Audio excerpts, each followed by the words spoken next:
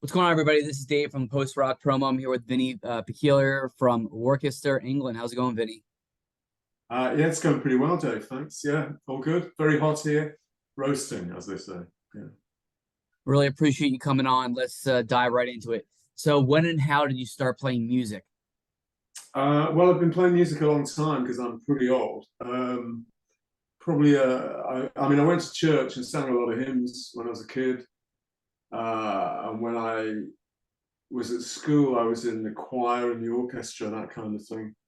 And then after that, I tried to form punk bands that didn't always work out. And then I had a bit of a break, had a family, and then I got back into it.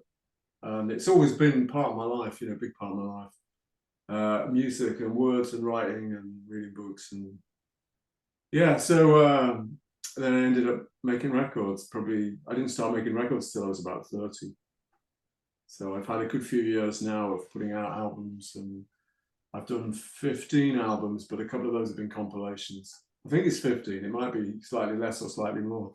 To be honest, I don't really count anymore, but I do enjoy the process of putting together albums and putting them out and sharing them with people. And yeah, so it's all good.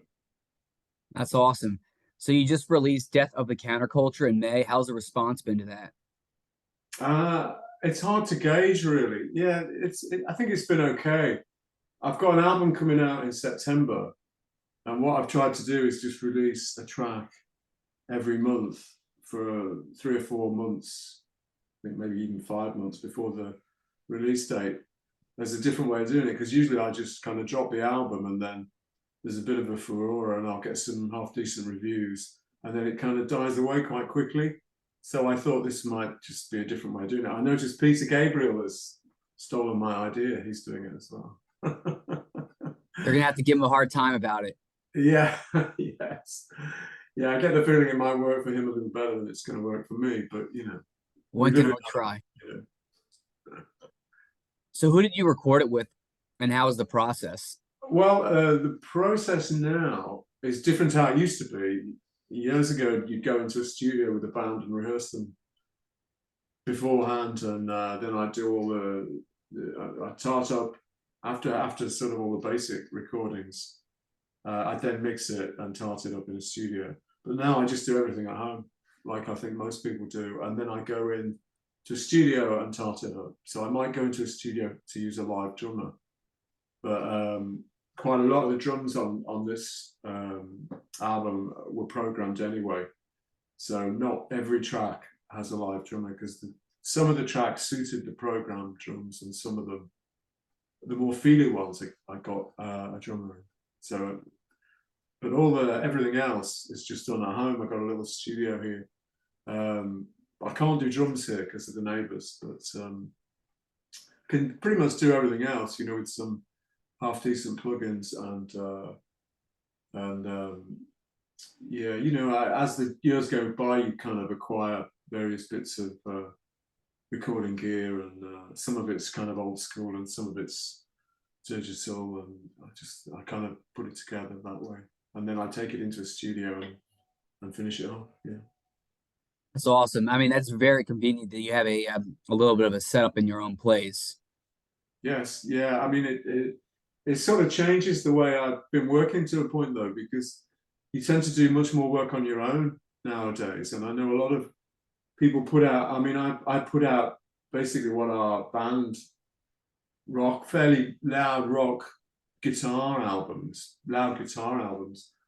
and I've kind of done it all. And sometimes you miss out on the sort of magic of other people's contributions sometimes. So I'm determined when I can to do some recording again with some musicians. It's just finding the right group of people who've actually got the time to do it, because it takes, it's not like it used to be. There's not really that much money in original music. So I'm also involved in other musical projects which aren't Yeah, that's the tough their own thing is stuff. And I finding think people most that are committed. musicians have to be just to keep going. Right. Yeah, I would say that's one of the toughest things as far as being in a band, being an artist, is finding other committed musicians to play with. Yeah, yeah. Are you in a band, Dave, as well? No, no, No. I just promote. I mean, I just do what I love and what I feel like I'm good at, and I just promote bands, help them get their music out there. Yeah. I'm thinking about learning how to play the drums just because I think it would help me in my ADHD because I'm constantly tapping my feet. And I think it would Yeah. make me a better promoter. It would like help me to like help my friends as far as like gear goes, like better if I learned how to play drums and like I learned about like, how it all worked Yeah. and all the parts to it. I think it would make me a better promoter. So we'll see what happens. I just have to figure out like, where I would go and take lessons and and what kind of kit and go from there. Right. Good. Well, good luck with So that. Drumming's quite definitely an art. I can program them up to a point, but I'm not a very good drummer. I well, I'm don't. sure you're better than me. Well, I can play a few basic things. Yeah. Hey, better than nothing. So you're from Worcester, England. How's the alternative music scene there? Do you have a favorite local band, a favorite venue? Uh, yeah. I mean, I haven't always been here. I lived in the northwest of England, in Manchester, for 22 years, and then I lived in Liverpool before that for 7 years. So I was basically in the capitals of music in this country, Manchester and Liverpool. Um, but I've been back here for about 5 years now. So yeah, it's all right here. I mean, I've got family down here, and got my daughter down here. My parents, or my dad passed away, but my mum is still down here. So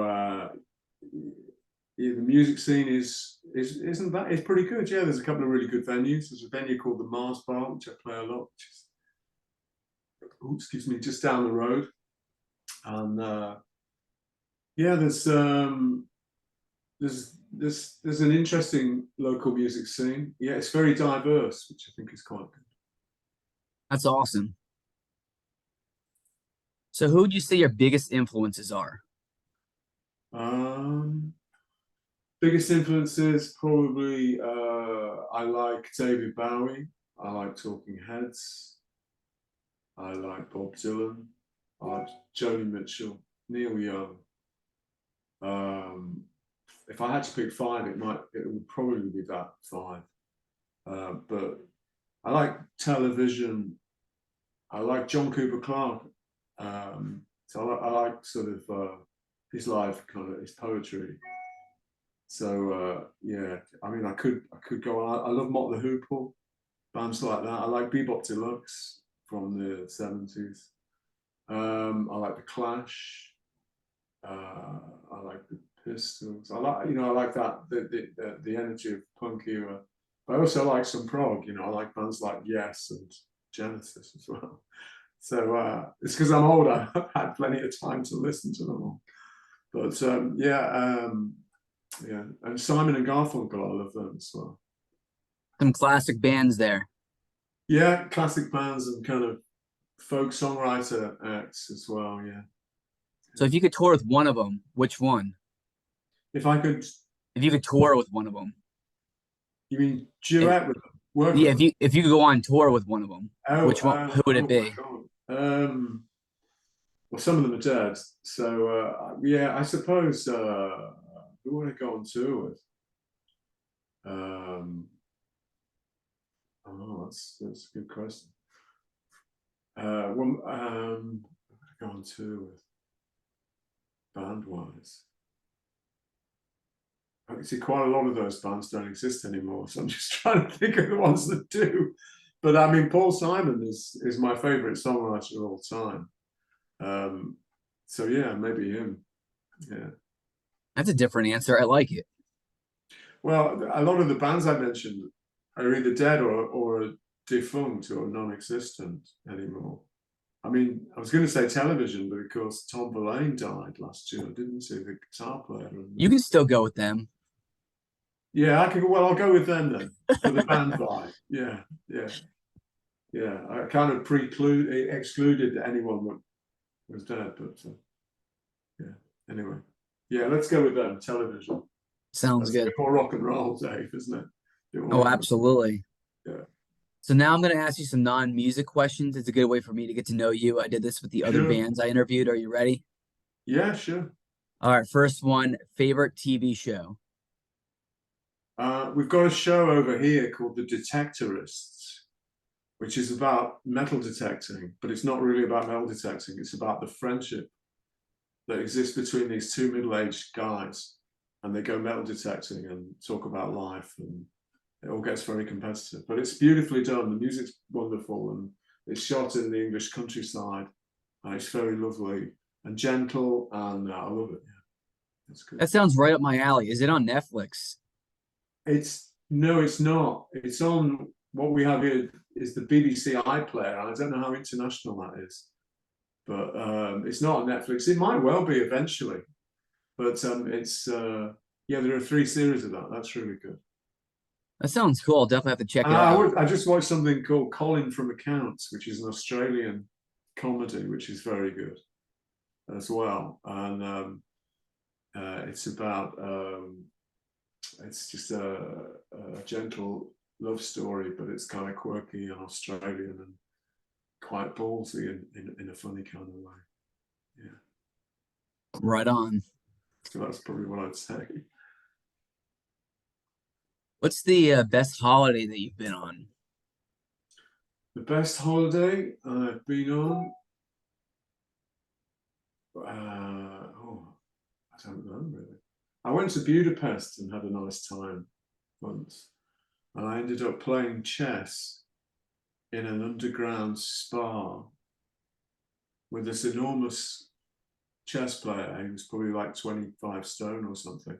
And he had the chessboard tattooed onto his tummy, on his stomach.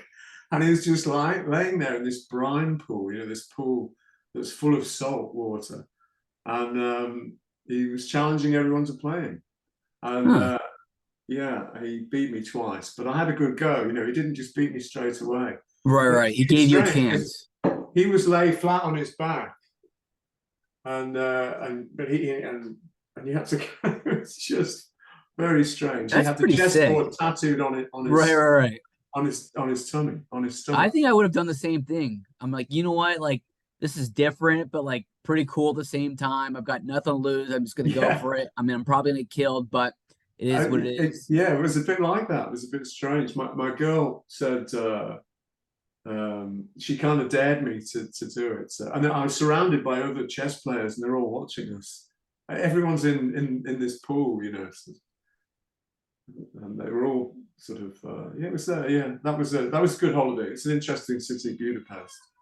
Yeah, every person that I know that's been to Budapest, every single person said that it's a really awesome city. All right, okay. So I'll definitely have to check it out one of these days. Yeah, I mean, I've been to the States a few times and enjoyed coming over there. I've got friends in Norfolk, Virginia, which is a really nice place, and friends in Philadelphia as well. Philadelphia is cool. Yeah. Tons of history. I mean, that's where we became a country. Yes, yes, that's the Birthplace of America. birthplace of America. Yeah, yeah. All right, so if you could go back in time and talk to one world leader or person of influence, who would it be? And dead musicians do count. Um, well, I think it would be interesting to talk to Jimi Hendrix because he completely changed the landscape for rock and roll guitar playing. I mean, he's such a force of nature. I mean, I don't know what I'd say to him, but I think he was very mellow and a little bit shy. But just to hang out with him and watch him play guitar, I think I quite enjoy that. Yeah. So Jimi Hendrix, try and have a little chat with Jimmy. Hendrix would be absolutely incredible. Yeah. He's had the biggest influence of change, I think, on the way people play guitar. Right. The kind of just the freedom and the wildness was just there's nothing like it, was there at the time? Yeah.